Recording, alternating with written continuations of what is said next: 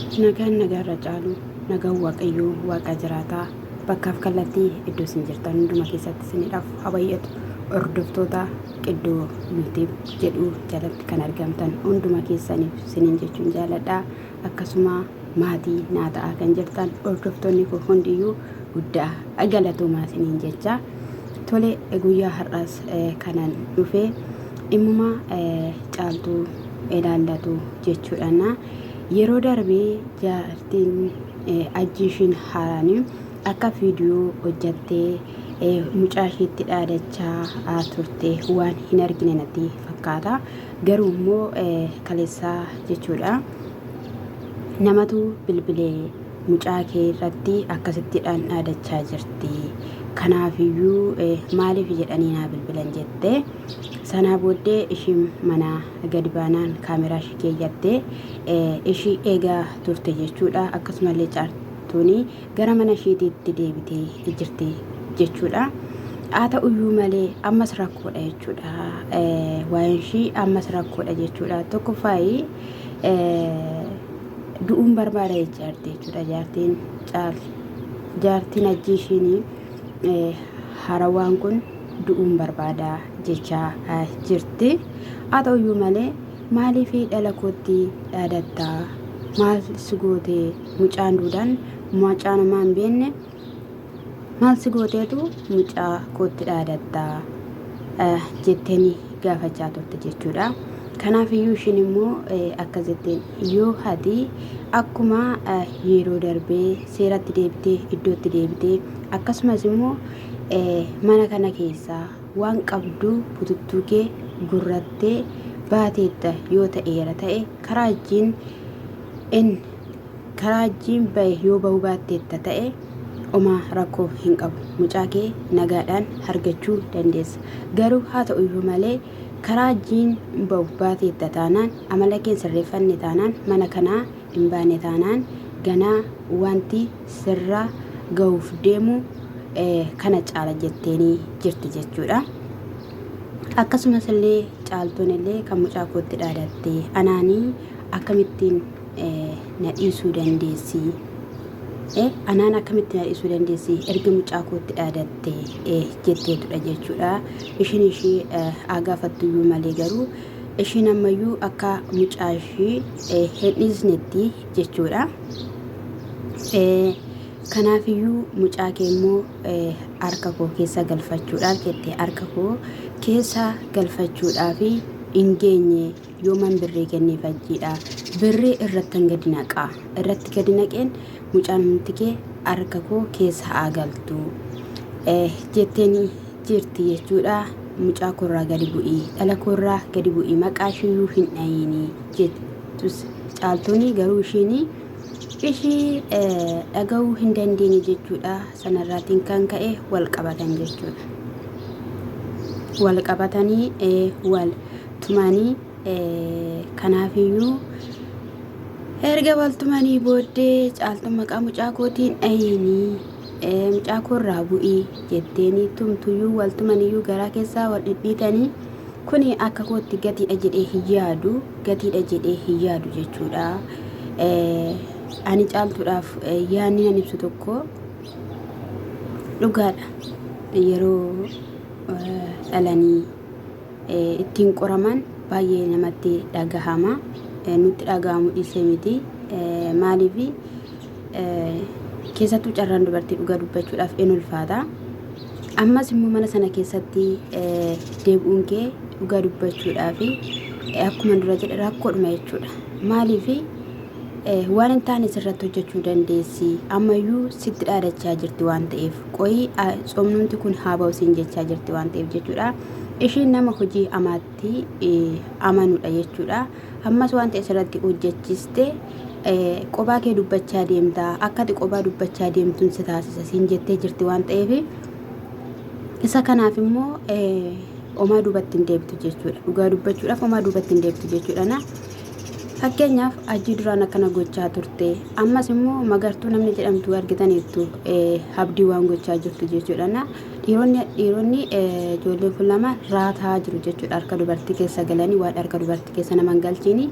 Isa kanas immoo akkamittiin harka isaanii keessa galfatan yoo jettaniitu ta'e hojii hamaatiin jechuudha. Ishiin kunis immoo amma sirratti hojjechiiftee jechuudha caaltu waan hin taane sirratti taasisuudhaaf adeemti qubaa isaa adeemta siin jetteetti jechuudha. Ayyee wanti rabbi caalu hin jiru ani rabbii kootiin qaba jetteetta. Garuu immoo haa ta'uyyuu malee miidhama waan ta'eef osoo akka kootii gaafa tokko rabbi keenya tamannatti sikiisuu danda'a. Sikiisuu danda'a otoo hin taane sikiisa bakka. Miidhamtu yoo taate kiifamuun kee hin oolu. Daddarbatamtu yoo taate kiifamuun kee waan hin oolleefi osoo waan hundumayyuu dhiistee mana sana keessaa baatee an akka kootti dhugaa dubbachuudhaaf natti tola jechuudha. Eeyyee gaa'ela kee dhiisiti ba'a jechuu koo miti. Kaleessa tokkoffaa ajjiin namuma kaleessaati. Ajjiin nama hojii qabu miti. Innis immoo jaalatee miti natti fakkaata. Otoo namni baay'een hojjatee of jijjiiruu hin dandeenye harka dubartii heegaa yoo barbaade akka barbaade kan si gochaa ture sireebaa kan ture lafarra si gottotaa kan ture jechuudha. Ammas sanuma jechuudha. Inni sobeeti malee gaafa harka keessa si galfate gaafa maal jedhee ammas isuma sana seelaa ta'a caaltuu kiyyaa. Kanaafuu akka kootii manuma sii ta'u wayii kireeffattee qobaa keetti osoo dhuma rabbi keetiin heeggattee waa'ee wucaa keessa rabbitti kennite manicha keessaa osoo baatee siin jechuun jaaladha. Eeyyee dabqitee fiddee dadhabdee fiddee waan baay'ee irratti taatee fiddeetta akkumaan dubbachaa ture jechuudha. Mi'a mana sana keessaas garuu immoo sana caalaa sikiisuu danda'a of danda'iitii jechuudha.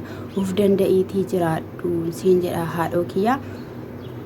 Inni biraa immoo waraqaan keellee akka carraa ta'ee citeera jedhamee jira waan ta'eef miidhaa sirraan ga'a jechuudha. Akkatti dubartii safuu hin beekne ani dubartii miti maal miti jettee baay'ee si cabsaa jirti. Yoo dandeesseyyuu ka'ii nyaata naa hojjedhu ka'ii qabeexxessee naa godhi siin jettee ishinis kunoo si daddarbachaa jirti waan ta'eef homaa nagaa buuftanii waliin hin jiraattan tokkoomtanii waan hin jiraanneef harka kee nagaa osoo mana sana keessaa baatee osoo girrigirriin sitti hafee osoo wanti hundumti isaayyuu sitti hafee dhiiftee fi biraa baatee an akka kootti natti tola jechuudha.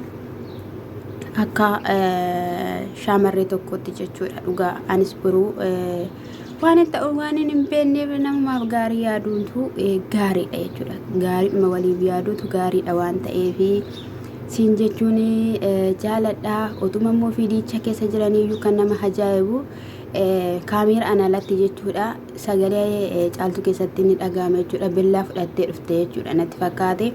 Galafa kaa'e billaa kana si harkaa fuudheen sitti naqa jechaa ni turte jechuudha caaltuun jechuudha. Rakkisaadha. Mee tokko manii hin jiraatu jettanii jaalalli uumamee hin jiraatu jettanii yaaddu sin in ulfaata waan ta'eef waaqumayyuu matti kenni. Ajjiyaatis dogoggora guddaa qabda jechuudha. Ishiin natti agarsiisiin jechuun ishii aminaaf malee gaarummaaf miti. Kana baruuf si barbaachisa.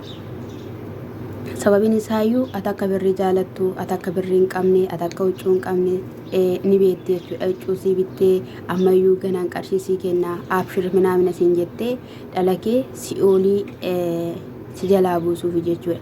Maal beektu carraan dhala kanaa buruuni seenaa keessan qofa osoo hin taane seenaa addunyaayyuu jijjiiruu mala waan ta'eef baay'ees immoo dhalli cunqurfamee dhalli dardarbatamee guddate iddoo gaariitti yeroo hin argamu baay'eesaa waan argamaa jiru karaa dhala kanaayyuu seenaan keessaniyyuu jijjiiramuu mala waan ta'eef atis irraa deebi'ii yaadni ishii siif haa galu. Ishiin natti agarsiisi jechuun mucaa kee qaama miidhamtuu gochuu fi na kukkuta jetteetti harka ishiitiin nutti agarsiiftetti qinxisiin godha akka raafuu jetteetti waan ta'eef kana hundumaa keessaayyuu harka kee fudhadhu baafadhu harka kee keessaa rabbiin fuulduratti in abaaramta siin jechuun jaaladha siin jedhaa.